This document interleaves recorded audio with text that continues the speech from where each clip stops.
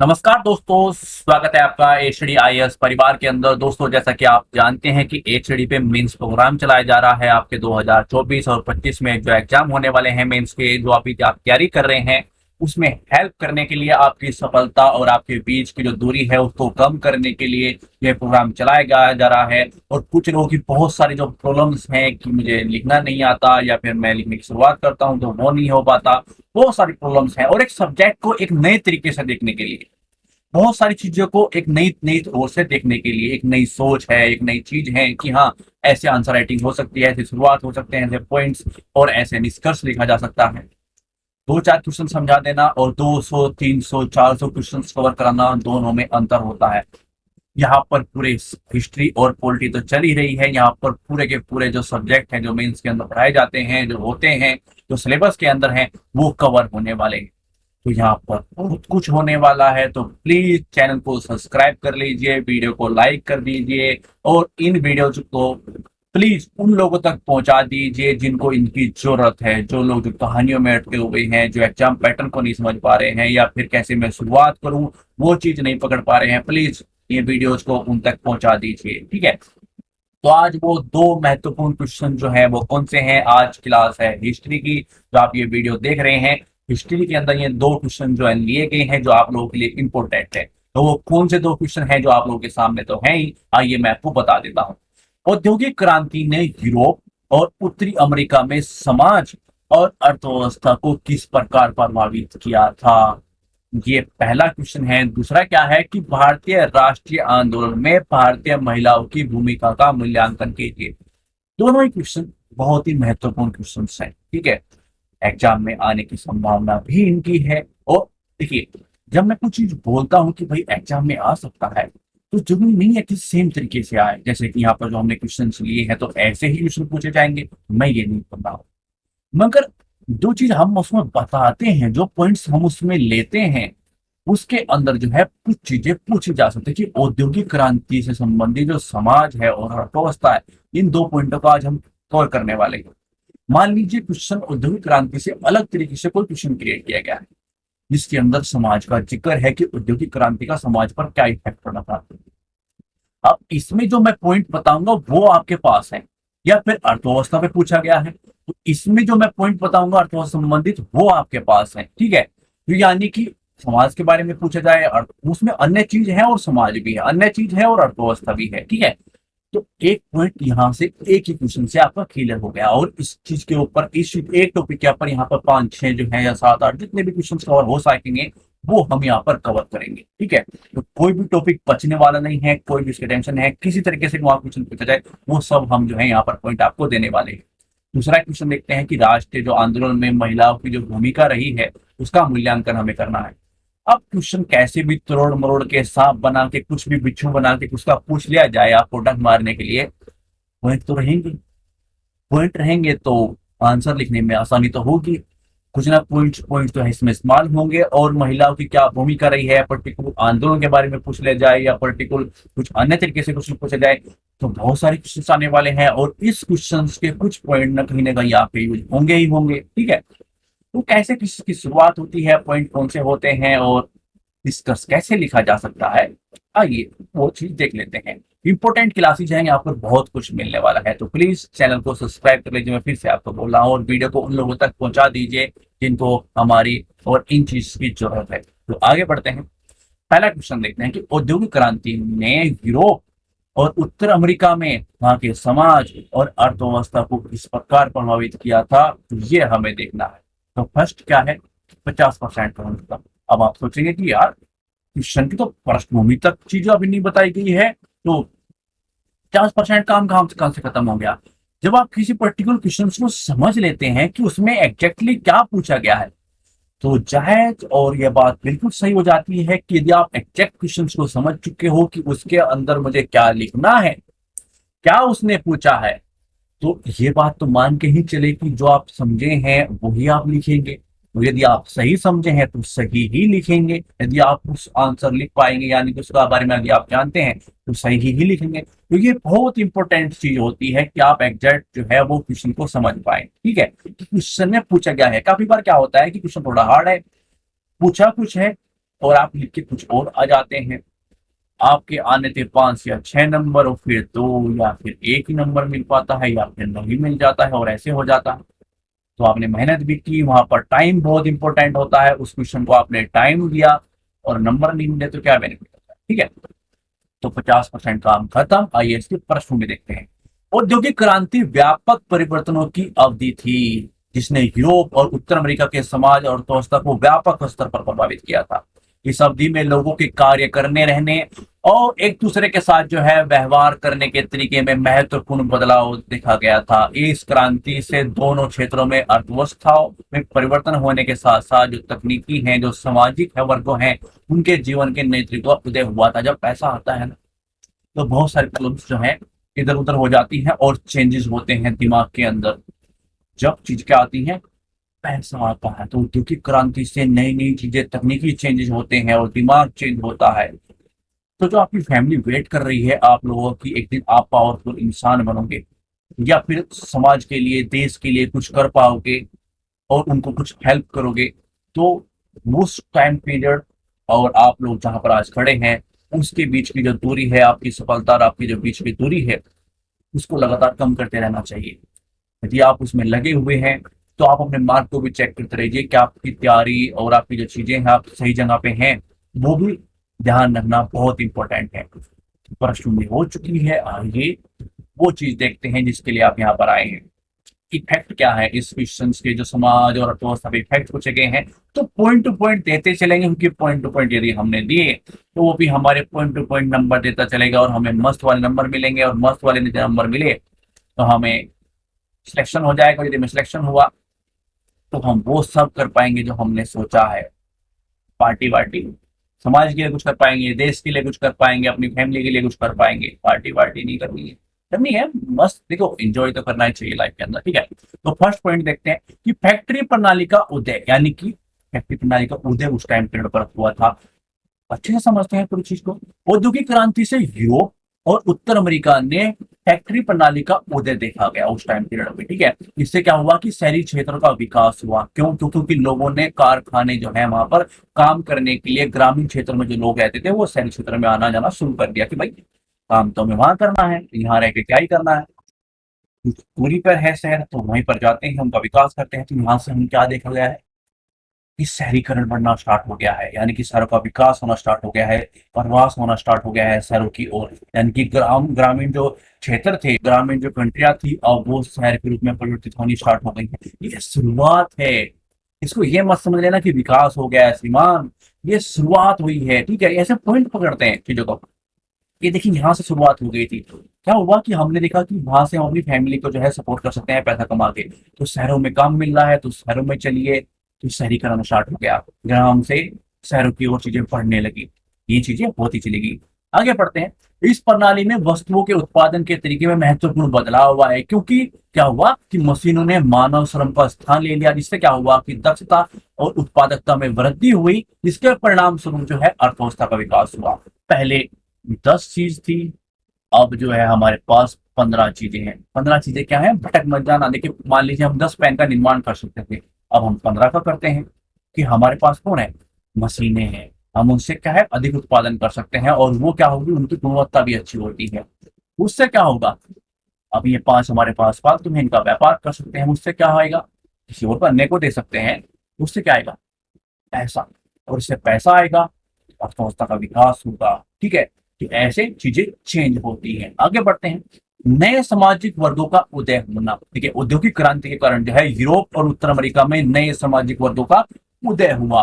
कारखाने में मालिक और पूंजीपति जो है नए अभिजात वर्ग के रूप में उभरे, जबकि मजदूर वर्ग के रूप में भी एक नए वर्ग का उदय हुआ। भाई कोई फैक्ट्री लगी है, किसी ने पास पैसा था वो लगाई, तो उसके लिए काम करने के लिए जो मजदूर चाहिए, एक वो वर्ग बनता चला गया शहर के अंदर, ये क्षेत्र के अंदर। ठीक है, और एक वर्ग जो है जो पूंजीपतियों का वर्ग बनता चला गया। इससे क्या हुआ, सामाजिक और आर्थिक जो है असमानताओं को जन्म मिला। जिसे अमीर अमीर हो गए, तो अमीर एक तरफ क्या है, अमीर अमीर होते चले गए और एक तरफ गरीब गरीब, यानी कि एक वर्ग वो है जो गरीब है और एक तरफ कौन है, वो अमीर लोग, यानी एक तरफ पूंजीपति लोग हैं, एक तरफ जो है कौन लोग हैं, मजदूर लोग हैं। ठीक है, तो ऐसे समाज और अर्थव्यवस्था में वर्गीकरण भी आप देख सकते हैं। आगे चलते हैं कि व्यापार में वृद्धि और वैश्वीकरण यानी औद्योगिक क्रांति से जो है यूरोप और उत्तर अमेरिका में व्यापार में वृद्धि होने के साथ जो है वैश्वीकरण को प्रोत्साहन मिला। वहां के इंजन, रेल मार्ग जैसी नई तकनीकों से जो क्या हुआ कि वस्तुओं और लोगों को लंबी दूरी तक गमन और आसान हो गया। पहले क्या हुआ कि आप इस टाइम पीरियड में 5 किलोमीटर, 10 किलोमीटर या फिर आप बहुत दूर तक जाना नहीं सोचते थे, मगर आपके पास आज सुविधाएं हैं। आप 200 किलोमीटर, 300 किलोमीटर, यहाँ तक कि दूसरे देश में चले जाते हैं। क्यों? क्योंकि आपके पास उस तरह की तकनीकी है। आज के टाइम पीरियड की बात कर रहा हूँ। उस टाइम पीरियड पे उस तरह की तकनीकी आई थी, तो जब आप 5, 10 किलोमीटर, 20 किलोमीटर तक सोच पाते थे, उस टाइम पे फिर आप 50, 70 इस तरह की चीजें सोचना स्टार्ट कर दें कि मैं वहां पे जा सकता हूँ, अपना व्यापार कर सकता हूँ, अपने कार्य कर सकता हूँ, जॉब के लिए जा सकता हूँ, कुछ बहुत सारी चीजें होने लगी थी। मैं एक बार शुरू से आपको चीजों को समझा रहा हूँ, ठीक है। आगे बढ़ते हैं। अगला पॉइंट हम क्या दे सकते हैं कि तकनीकी प्रगति हुई। औद्योगिक क्रांति ने यूरोप और उत्तर अमेरिका में नए जो है महत्वपूर्ण तकनीकी प्रगति हुई। Sleeping jenny, power loom, steam engine जैसे नए आविष्कारों ने क्या हुआ कि वस्तुओं के उत्पादन के तरीके में एक क्रांति आ गई। इसमें दक्षता और उत्पादकता में वृद्धि हुई, जिससे क्या हुआ, अर्थव्यवस्था का विकास हुआ। हर चीज से वही होता है। मैं चीज को आपको जो समझाता हूँ वो आसान तरीका होता है, ठीक है। ये भी आसान तरीके से हमने पॉइंट्स जो लिए हैं कि आसान तरीके से चीजें, तो पॉइंट टू पॉइंट। क्या कभी बार क्या होता है कि एग्जामिनर के पास जो है आपको लग रहा है कि यार मैंने जो है वर्ड्स लिखे, एक के अंदर मैंने 250 वर्ड लिखे और पूरी मेहनत से लिखे। बच्चों ऐसे ही 250 वर्ड जो है हजारों लोगों ने लिखे हुए हैं, तो वो आपका ही पढ़े क्यों पढ़े, आपका आसानी से उसको समझ में क्यों आ जाए, यही भी तो पॉइंट है ना। तो वो क्या है, आप उसके सामने 200 कॉपी पड़ी हुई है एग्जामिनर के सामने, आपकी भी है और 199 लोगों की और भी है।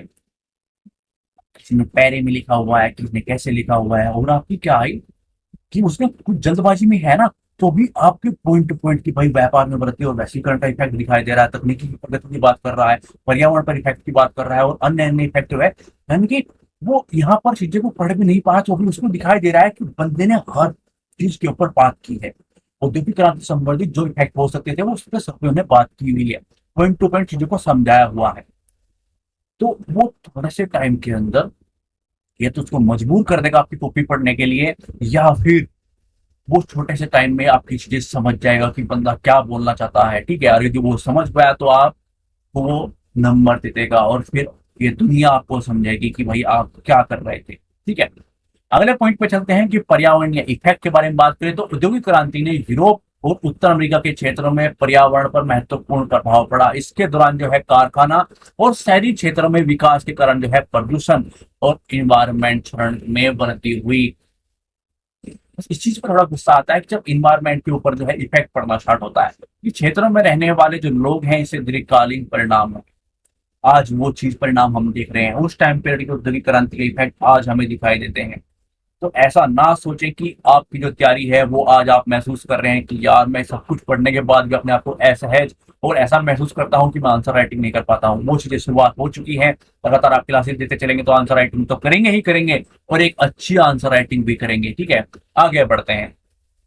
ठीक है, संपत्ति में वृद्धि की बात करें तो औद्योगिक क्रांति ने एक संपत्ति की मात्रा में वृद्धि होने के साथ जो है एक ऐसे वर्ग का विकास हुआ था, किस वर्ग का, एक मध्य वर्ग का उदय भी हुआ था। बहुत सारी सैलरी कमा ली। अब आप उनको नई चीज बताने वाला हूँ। निष्कर्ष दो तरीके से लिख सकते हैं, लेकिन मैंने इसलिए इसको 1 और 2 लिखा हुआ है कि भाई 2 पॉइंट लिख सकते हैं और समविशेष को मिला भी सकते हैं। अलग अलग निष्कर्ष कैसे लिख सकते हैं आइए वो देखते हैं। देखिए, औद्योगिक क्रांति व्यापक परिवर्तनों की अवधि थी जिसका यूरोप और उत्तर अमेरिका के समाज तथा अर्थव्यवस्था पर काफी प्रभाव पड़ा था। वस्तुओं के उत्पादन के तरीके में परिवर्तन और नए सामाजिक वर्ग के उदय और व्यापार और वैश्वीकरण में वृद्धि, तकनीकी प्रगति और पर्यावरणीय चरण के रूप में इसके विभिन्न प्रभाव देखे गए हैं। अपनी बातें रख दी, इसी तरीके से अपनी बातें रख देते हैं। अर्थव्यवस्था पर कई सकारात्मक प्रभाव होने के साथ जो है औद्योगिक क्रांति के समाज और पर्यावरण पर कई नकारात्मक प्रभाव भी पड़े थे। कुल मिलाकर जो है औद्योगिक क्रांति का जो दौर था वो मानव इतिहास में एक ऐसा निर्णायक क्षण था जिससे हमारे जीने, कार्य करने और एक दूसरे के साथ व्यवहार करने के तरीकों में काफी परिवर्तन आया था।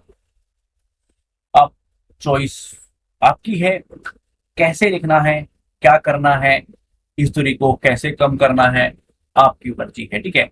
देखिए, हम आपको बताते चल रहे हैं, जो हम आपको दे सकते हैं वो आपकी प्रैक्टिस करा रहे हैं कि भाई चीजें आपके पास इतनी हो कि कल जब आप मेंस लिख रहे हो तो यहाँ पर हल्की सी झिझक ना हो, डर ना हो, किसी तरीके का कोई भय ना हो। आपको लग रहा हो कि कुछ भी पूछ, ऐसा होता है ना कि दिमाग में चलता है कि बेटे आज तो कुछ भी पूछ, वो मैं लिखूंगा और यहाँ से बन के जाऊंगा, आईएएस बन के जाऊंगा या पीसीएस बन के जाऊंगा। जिस चीज का भी आप एग्जाम दे रहे हैं वो मैं आज यहाँ पर लिख के जाऊंगा और उसका आपको नंबर देने पड़ेंगे, क्योंकि मैं उस तरह से पढ़ के आया हूँ, उस तरह से चीजें सीख के आया हूँ। ठीक है, अगला क्वेश्चन चलते हैं कि अगला क्वेश्चन क्या है कि भारतीय राष्ट्रीय आंदोलन में भारतीय महिलाओं की भूमिका का मूल्यांकन कीजिए। जब महिला का जिक्र आता है तो आपको ऐसा नहीं कि कोई बेचारी या फिर ऐसा देखेंगे, वो एक शक्ति है।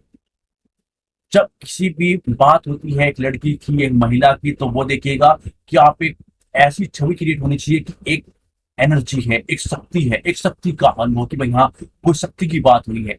तो महिला कोई बेचारी है ऐसा नहीं है, महिला है एक शक्ति, एक एनर्जी, हमसे बराबर एनर्जी है और हमसे भी पावरफुल एनर्जी है। ठीक है, ये मान के चलेगा हमेशा।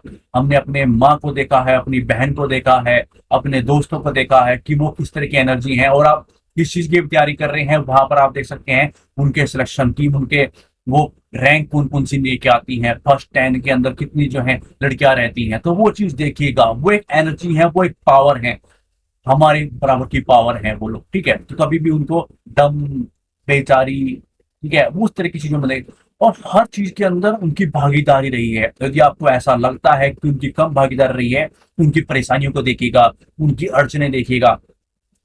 जो सुविधाएं आपको मिल रही हैं, जो सुविधाएं आपको मिल रही हैं वो अन्य व्यक्ति को नहीं मिलती हैं।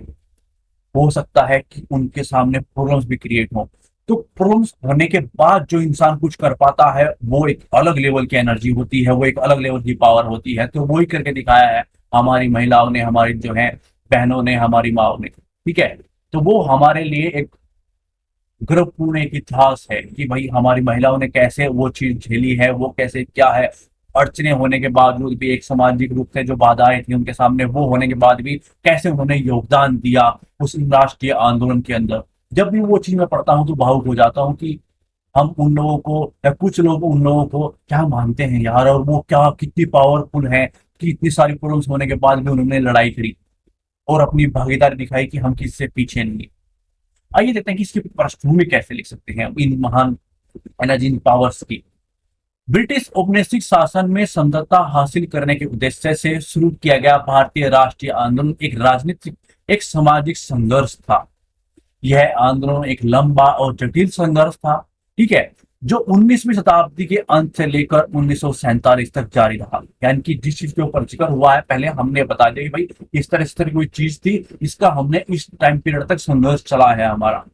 बात राष्ट्रीय आंदोलन की हो रही है तो उसका जिक्र होना इंपॉर्टेंट है। आप उस चीज का जिक्र करते हैं जो चीज उससे जोड़ी गई है, कौन, भारतीय महिलाएं, उनकी भूमिका की बात हो रही है तो वो चीज उससे ऐड कर देते हैं। भारतीय महिलाओं ने राष्ट्रीय आंदोलन में महत्वपूर्ण भूमिका निभाई थी। उनके योगदान ने इस आंदोलन को आकार देने और भारत के लिए समग्रता हासिल करने में महत्वपूर्ण भूमिका निभाई थी। कैसे वो चीज ऐड हो गई, पार्ट थे, राष्ट्रीय आंदोलन की बात हो रही थी तो उसी से शुरुआत हुई। फिर इस चीज के बारे में जिक्र हुआ था भारतीय महिलाओं की भूमिका के बारे में, तो वो चीज उस चीज में ऐड हो गई। तो जो चीज स्टार्ट हो और जिस चीज के बारे में पूछा हो वो ऐड हो जाता है। आगे बढ़ते हैं, प्रश्न में लिख चुके हैं कि भाई उनकी भूमिका के बारे में बात करें तो वही बार बार मैं चीजों को बोलता हूँ कि पॉइंट टू पॉइंट चलेंगे। अहिंसक प्रतिरोध आंदोलन, यानी कि भारतीय महिलाओं ने नमक सत्याग्रह, भारत छोड़ो आंदोलन जैसे जो अहिंसक प्रतिरोध आंदोलन में सक्रिय रूप से भाग लिया था। उदाहरण के लिए जो है अरुणा आसफ अली, सुचेता कृपलानी जैसी जो महिलाएं थी भारत छोड़ो आंदोलन की प्रमुख नेता थी। इन्होंने बड़े पैमाने पर प्रदर्शनों और हड़तालों में महत्वपूर्ण भूमिका निभाई थी। ठीक है, जब आप कुछ चीज के बारे में सोचते हैं कि भाई भारतीय के जो आंदोलन चले हैं, जो राष्ट्रीय आंदोलन है, उनमें महिलाओं की भूमिका या फिर जो है किसानों की भूमिका या जनजातीय क्षेत्रों की भूमिका, तो बहुत सारे क्वेश्चन आएंगे। मैं हर चीज के ऊपर बात करूंगा आप लोगों से, मगर उस चीज में आप देखेंगे तो ऐसे दिमाग में बहुत लंबी, एक यदि आपको पढ़ा है अच्छे से बहुत लंबी चीजें आ जाएंगे और उसको लिखना कहानी के रूप में आसान नहीं होता है।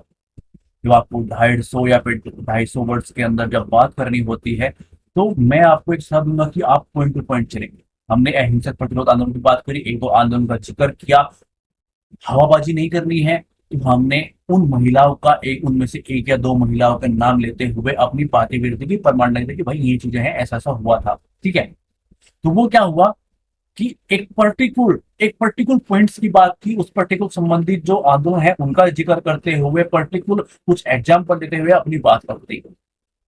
तो ऐसे क्या है, दिमाग में बहुत सारी चीजें नहीं चलती हैं। पर्टिकुलर कोई लाइन आ गई, पर्टिकुलर कोई पॉइंट आ गया, उस पर्टिकुलर बात से संबंधित हम क्या लिख सकते हैं वो दिमाग में चलता है। तो ऐसे आप इधर उधर नहीं भागते हैं, आपका दिमाग जो है इधर उधर नहीं भागता है। पर्टिकुलर उससे संबंधित जो आपने क्वेश्चन लिखना है उसका एक पॉइंट, उस पॉइंट से संबंधित हम क्या लिख सकते हैं, किस तरह का एग्जाम्पल दे सकते हैं, बस दिमाग में वही चलता है। तो वो चीज निर्धारित करते चलेंगे। एक तो एग्जाम को आसानी हो जाती है कि आपके पॉइंट टू पॉइंट चीजें हैं, तो वो आसानी से आप चीजों को पढ़ पाता है, उसको समझ पाता है। दूसरा क्या है कि आप भी वहां पर जो है इधर उधर नहीं भागते, आपका टाइम वेस्ट नहीं होता। ठीक है, अगले पॉइंट पे चलते हैं कि बड़े पैमाने पर प्रदर्शन और हड़तालें हुई। भारतीय महिलाएं जो है बड़े पैमाने पर प्रदर्शन और हड़तालों में शामिल हुई थी। उन्होंने जो है औपनिवेशिक शासन के खिलाफ जो है विरोध के रूप में ब्रिटिश वस्तु का जो है बहिष्कार किया था। उदाहरण के लिए बात करें तो महात्मा गांधी की पत्नी की बात है होगी। ठीक है, कस्तूरबा गांधी ने नमक सत्याग्रह में भाग लिया था, जिसके कारण जो है उन्हें कैद कर लिया गया था। उन्होंने जेल भी झेली, उन्होंने सब कुछ झेला है। ठीक है, ये पॉइंट हुआ। देखिए, फिर बच्चे ये बोलेंगे कि सर क्या जो ये पॉइंट्स होते हैं या फिर जो इनके हेडलाइन, नहीं, हर क्वेश्चन अलग अलग टाइप का होता है। कुछ क्वेश्चन ऐसे होते हैं जो पैरा भी लिखने पड़ते हैं कुछ, मगर समझिएगा कि मैक्सिमम प्रयास किएगा कि चीजें पॉइंट टू पॉइंट ही आए। ठीक है, और चीजों को आप आसानी से लिख पाओ। और हर चीज के अंदर हेडिंग भी लिखने की आवश्यकता नहीं होती है, क्वेश्चन पे डिपेंड करता है कि लिखना है। यहाँ पर आप चीजें समझ जाएंगे, 200-300 क्वेश्चन जो है कवर हो चुके होंगे, तो आप चीजों को समझ जाएंगे किन के अंदर लिखनी है, किन के अंदर नहीं लिखनी है। ठीक है, आगे बढ़ते हैं अगले पॉइंट पर कि भूमिगत गतिविधियां, यानी कि भारतीय महिलाओं ने विभिन्न भूमिगत गतिविधियों में शामिल हुई थी। इसमें जो है उपनिवेशवाद, यानी कि उपनिवेश जो होता उस टाइम पे, उनका विरोध लेखन और इसका प्रसार शामिल था, जिसने स्वतंत्रता आंदोलन के बारे में जागरूकता फैलाने में महत्वपूर्ण भूमिका निभाई थी। उदाहरण की बात करें तो आजाद हिंद फौज का हिस्सा रही कैप्टन लक्ष्मीकांत। उनका मतलब ऐसा करता है कि जब इनका नाम आए तो ऐसे शुरू किया जाए कि यार वो किस तरह के एनर्जी, किस तरह की पावर्स रही होंगी में महिलाएं, ठीक है, जिन्होंने सब कुछ देखते हुए, सब कुछ झेलते हुए भी अपना योगदान दिया। देश के लिए मर गए, मिट गई में जो वीरांगनाएं थी। लक्ष्मी सहगल जैसी जो महिलाओं ने भूमिगत आंदोलन में महत्वपूर्ण भूमिका निभाई थी। उन्होंने कुछ नहीं देखा, वो पुरुष जो साथ में थे, हो सकता है तंज कसते हो सकता है उनके परिवार, उनके समाज के लोग तंज कसते हो, मगर उन्होंने कुछ नहीं देखा। हम पे तंज नहीं कसे जाते उस तरीके के, जिस तरह के महिलाओं के ऊपर मैं कुछ करने चले तो ये नहीं कर सकते, वो नहीं कर सकता। क्यों नहीं कर सकती वो? तो वो चीज दिखाई दी कि भाई उन्होंने बढ़ चढ़कर उन चीज में हिस्सा लिया, जहां तक वो कर सकती थी उससे आगे ही उन्होंने किया। अगले कुछ पॉइंट देख लेते हैं कि राजनीतिक कैदियों का समर्थन करना। भारतीय महिलाओं ने राजनीतिक कैदियों का सहायता प्रदान करने के साथ जो है स्वतंत्रता आंदोलन में जो है धन संग्रह करने वाली जो गतिविधियों में भाग लिया। उदाहरण के लिए जो है कमला देवी चट्टोपाध्याय जैसी महिलाओं ने राजनीतिक कैदियों और उनके परिवारों के लिए राहत प्रयासों की दिशा में महत्वपूर्ण भूमिका निभाई। नाम भी हम जानते तक नहीं है उन लोगों ने काम किया है, उतने बड़े स्तर पर काम किया है। ठीक है, सामाजिक सुधार आंदोलन की बात करें तो स्वतंत्रता संग्राम के दौरान जो है भारतीय महिलाओं ने सामाजिक सुधार आंदोलन में शामिल होने के साथ जो है महिलाओं के अधिकार, शिक्षा, गरीबी उन्मूलन जैसे मुद्दों के समाधान की दिशा में काम किया। उदाहरण की बात करें तो सरोजनी नायडू है, एनी जो है एनी पेशेंट जैसी महिलाएं जो है महिला अधिकार आंदोलन की प्रमुख नेता थी। उन्होंने महिला सशक्तिकरण में महत्वपूर्ण भूमिका निभाई थी। तो जितनी इनकी तारीफ करें, हमारे पास वर्ड नहीं है, शायद हम उतनी औकात नहीं रखते हैं कि उन लोगों की, उन महिलाओं की, उन वीरांगनाओं की बारे में बात कर सकें। वो उस स्तर के लोग हैं। वो यदि स्वर्ग होता है जो हिंदू धर्म की मान्यताएं हैं तो वो वहां पर बैठी होंगी। वो इंद्रधनुष की वो रंग हैं जिनको कोई चुरा नहीं सकता है, जिनको कोई नकार नहीं सकता है। तो वो बहुत ही मतलब उन्हें सम्मानित होता है, वो सम्मानित स्तर उन लोगों को प्राप्त है। वो मैं बता रहा हूँ कि वो इंद्रधनुष के वो रंग है जो कोई नहीं चुरा सकता, और उन पे कोई ये नहीं बोल सकता कि वो नहीं होते हैं। ठीक है, तो वो उस तरह का उनका योगदान रहा है।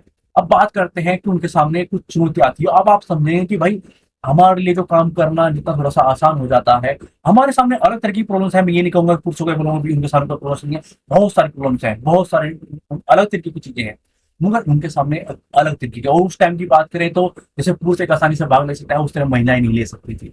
उनके सामने एक अलग प्रॉब्लम थी जिनका हम जिक्र करने वाले हैं। जब हम उनकी प्रॉब्लम्स देखते हैं तो सम्मान और अधिक बढ़ जाता है उन लोगों के लिए।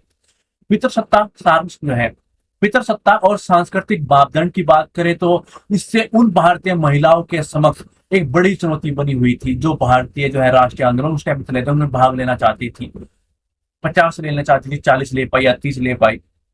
अंदर जो दर्द है उन लोगों के वो वही समझ सकती है। महिलाओं को अक्सर जो है एक दूसरा दर्जा दिया जाता है कि भाई हम द्विम दर्जे के लोग हैं, वो उस तरह की पावर्स नहीं है, उस तरह की चीजें नहीं है। वो ऐसा बोला जाता है कि आप द्विम दर्जे की नागरिक समझा जाता है उन लोगों को, क्योंकि ये घिनौनी बात है। एक मतलब मैं मेरे पास वर्ड्स नहीं है कि मैं कैसे उसकी निंदा करूं। ठीक है। सांस्कृतिक और सामाजिक बाधाओं ने महिलाओं की गतिशीलता और जो है सार्वजनिक जीवन में इनकी भागीदारी को सीमित कर दिया था। तो इस तरह की बाधाएं उनके सामने थी, फिर भी इतने बड़े स्तर पर उन्होंने काम किया है। शिक्षा, राजनीतिक स्तर पर उनकी कम भागीदारी थी, वो कुछ कारण नहीं है, ये कारण आप देख रहे हैं। वो फिर भी उतनी कम नहीं थी, उन्होंने भाग लिया है। ठीक है। आर्थिक और सामाजिक बाधाओं की बात करें तो आर्थिक और सामाजिक बाधाएं जैसे कि गरीबी है, सामाजिक कलंक है, भेदभाव, शारीरिक हिंसा, दुर्व्यवहार से राष्ट्रीय आंदोलन में महिलाओं की भागीदारी सीमित रही थी। तो कुछ बाधाएं उस टाइम पीरियड पे इस तरह की रही है कि उनकी जो भागीदारी है वो सीमित रही है। मगर बहुत सारी ऐसी वीरांगनाएं हैं जिनके बारे में हम जानते भी नहीं, उनके लिए मेरा सलूट है कि भाई उनके बारे में बात करना ही मेरे लिए गौरव की बात है कि मैं उनको उनका नाम जानता हूं, ये मेरे लिए गौरव की बात है। आगे बढ़ते हैं। अब निष्कर्ष पे देखते हैं कि निष्कर्ष क्या लिख सकते हैं कि कई चुनौतियों का सामना करने के बावजूद जो है भारतीय महिलाओं ने भारतीय राष्ट्रीय आंदोलन में महत्वपूर्ण योगदान दिया था, और उनके प्रयास और उनके बलिदान ने भारत के लिए एक स्वतंत्रता हासिल करने में, आंदोलन को आकार देने में महत्वपूर्ण भूमिका निभाई थी। राष्ट्रीय आंदोलन में भारतीय महिलाओं की जो भूमिका है वो विपरीत परिस्थितियों में महिलाओं की दक्षता, महिलाओं की क्षमता और साहस के रूप में प्रेरणा का परिचायक है। अब ये प्रेरणादायक जो है वीरांगनाएं जो थी, जिन्होंने कुछ नहीं देखा, अपने परिवार को नहीं देखा, उस समाज की बाधाओं को नहीं देखा, और कूद पड़ी उस चीज के अंदर, और कंधे से कंधा मिलाकर जो है आंदोलन की लड़ाई लड़ी, अपनी जान गंवा दी, अपना सब कुछ गंवा दिया, मगर इस देश को आजाद कराया। तो सम्मान है उनके लिए। भावुक हो जाते हैं उनके बारे में पढ़ते हुए कि मैं उनका नाम भी जानता हूँ, ये भी मेरे लिए गौरव की बात है। तो हमारा यह प्रयास आपको कैसा लग रहा है प्लीज कमेंट कीजिएगा, और वीडियो को लाइक कर दीजिएगा, और इन वीडियो को उन लोगों तक पहुंचा दीजिए प्लीज। हम रिक्वेस्ट करते हैं आप लोगों को बार बार, अपने ग्रुप जो ऐड है, आप कहीं भी किसी चीज में भी ऐड है वहां पर उन वीडियोस को डाल दीजिए कि वो वहां तक पहुंच पाए जिन लोगों को इस चीज की जरूरत है। Thanks for watching. धन्यवाद।